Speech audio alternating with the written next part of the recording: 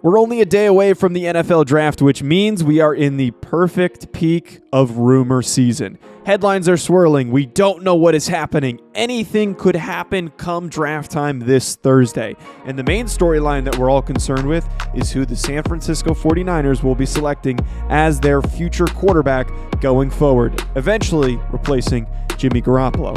Now, the two names that we keep hearing, Alabama's Mac Jones and Trey Lance out of North Dakota State. And I'm here to tell you folks why it is not going to be Mac Jones at the third overall pick. First, let's consider the circumstance. The San Francisco 49ers missed the playoffs last year after dealing with a ton of injuries. They traded all the way up from the 12 spot, somehow still won a good number of games despite dealing with injuries to guys like Nick Bosa and also Jimmy Garoppolo. They move up all the way to 3 after a trade with the Miami Dolphins. Now, a move like that is a clear indication that you're going to get a quarterback. And they clearly moved up because they wanted whoever they valued as the third best guy in the draft, as Trevor Lawrence is clearly the clear-cut number 1, and Zach Wilson will probably be the Jets' pick. They weren't going to be able to trade with either of those teams, so the third overall pick is their best chance to get the guy that they wanted. Now, if you're trading up that far, you're going to go and get somebody that is highly talented, that has a good ceiling, that is going to contribute not only at a high level, but will develop into a franchise quarterback that you hopefully don't have to pay for a few years. The comparison that we continually hear for Mac Jones is that he's Kirk Cousins. He's Andy Dalton. He's somebody that is going to keep your offense on schedule. He will do things effectively and efficiently, but he's not necessarily going to dominate a game and take over it. That's what we saw his entire career at Alabama. He was built up by a bunch of guys around him that were uber talented. One of the best running backs in the country, Najee Harris, who will probably be the first running back off the board, carried the workload and the Lions share the carries. He was supported by an offensive line that featured Alex Leatherwood, who will be an eventual day 1 or day 2 pick, and Landon Dickerson, who is a fantastic center. On top of that, Devonta Smith won the Heisman, and the remaining offensive weapons around him supported him throughout his time and this one season he was a starter at Alabama. That's why these comparisons to Kirk Cousins make so much sense.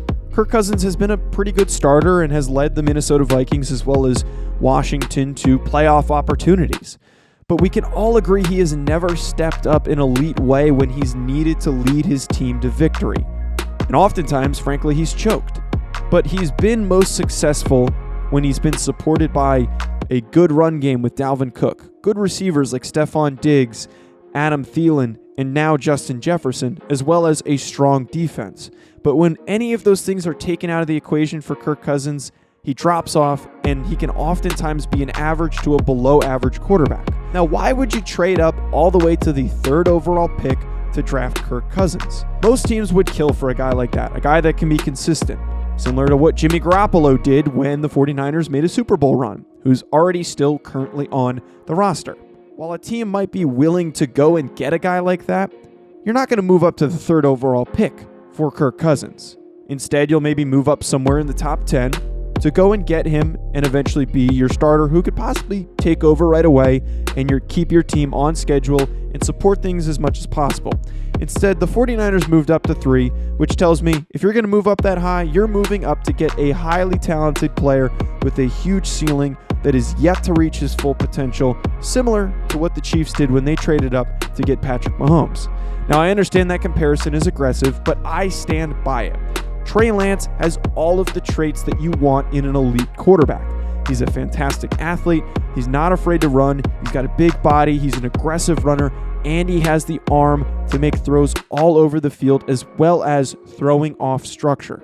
And if you can develop him after a season of sitting behind Jimmy Garoppolo, he is going to be an elite starter on a team that has a good defense, a good run game, and a creative offensive coordinator. Mac Jones in that offense sure could be successful. They could turn into a playoff team.